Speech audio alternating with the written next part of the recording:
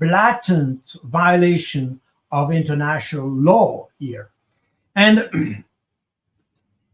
here we also have to understand how this operation was launched. I mean, I'm not in the secret of the Israeli General Staff, but apparently it is so that this operation was planned months ago for the case Israel would attack the southern Lebanon. And in the process, in the first hours of such an attack, then they would have launched this unconventional form of attack, if you want, in order to disrupt the command and control structures of Hezbollah, assuming that these devices were used by the leadership of the Hezbollah. Then, of course, if you make all these systems explode, creating wounded or killed individuals, then that would have allegedly created a severe disruption of the command and control structure. That was the idea. But it appears that very recently, and that was probably indicated by several declarations of Nasrallah to the Israeli, that the Hezbollah started to feel that something like this operation was ongoing, and that the Israelis had the opportunity to provide some leaders of the Hezbollah with booby-trapped equipment.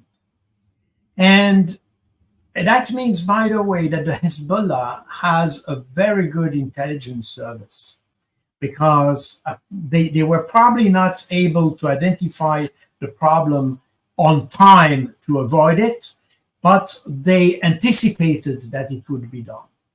And on their side, the Israelis felt that this project or this planned operation was about to be revealed.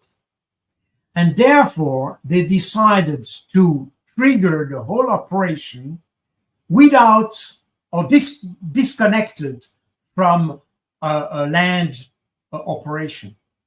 And in fact, they haven't been able to launch the military operation so far. So that means that from a legal point of view, if you want, had Israel launched this beeper operation in the framework of a land operation, you could have assumed that it was part of the military operation. So with a concrete objective, a military objective related to with this military operation. But by disconnecting this operation with the military land operation, the physical operation, if you want, Israel, in fact, transformed that operation into a terrorist operation. Because then there is no objective. The objective is simply to kill or to harm or to wound, but there is no operational link to, or there is no military advantage of doing that.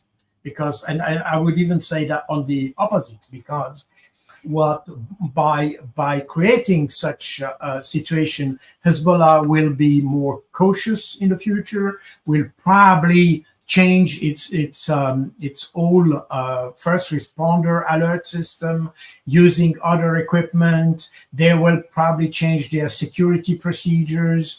They will probably change some procedures in the command and control system. So meaning that launching this operation now has absolutely no military objective. It was only to kill. That was the issue.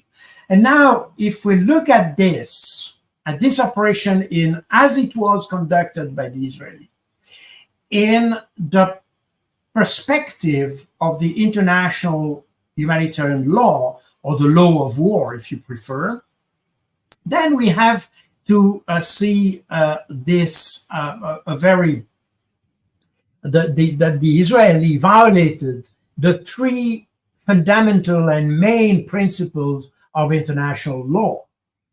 The first one, and I have mentioned that, I think, on your channel, those fundamental principles, because in fact they don't apply only in the case of these beepers and what happened in Lebanon last week, but it also applies to what Israel is doing in the Gaza Strip, for instance, by using a disproportionate type of weaponry, like bombs or 2,000 pounds of bombs, just to kill one or a couple of Hamas combatants. So this is disproportionate. And here we have those three principles. The first one is a principle of distinction, that you have to be able to distinguish between civilians and combatants.